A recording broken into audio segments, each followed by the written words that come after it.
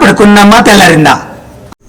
Right to life అంటే ఇంతేనా? కేవలం తినడం, తిరగడం, పడుకోవడం అంతేనా?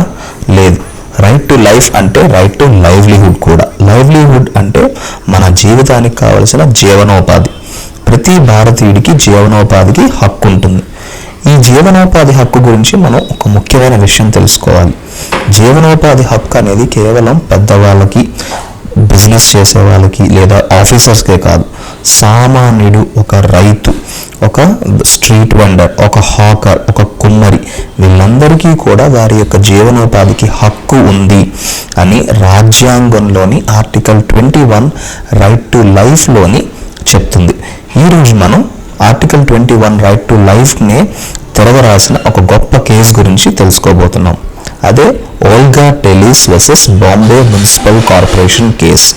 ఈ కేసులో సుప్రీంకోర్టు చరిత్రాత్మకమైన తీర్పునిచ్చింది. అదేంటి అని అంటే రైట్ టు లైఫ్లో రైట్ టు లైవ్లీహుడ్ అంటే జీవనోపాధి కూడా ఒక ప్రాథమిక హక్కు. అది కేవలం సంపన్న వ్యక్తులకి, బిజినెస్ చేసే వాళ్ళకి లేదా ప్రొఫెషనల్స్కే కాదు, రోడ్డు మీద సాధారణ జీవనం గడిపే ఒక రైతు కానీ, ఒక హాకర్, ఒక తోపుడు బండివాడు కానీ, ఒక బెగ్గర్, వాళ్ళకి కూడా రైట్ టు లైవ్లీహుడ్ అనేది వాళ్ళ ప్రాథమిక హక్కుగా గుర్తించి భారత రాజ్యాంగంలోని ఆర్టికల్ 21 రైట్ టు లైఫ్లో లైఫ్ అంటే కేవలం బతకడమే కాదు, రైట్ టు లైవ్లీహుడ్ కూడా ప్రాథమిక హక్కు అని ఉద్ఘాటించింది. ఇదే రైట్ టు లైవ్లీహుడ్.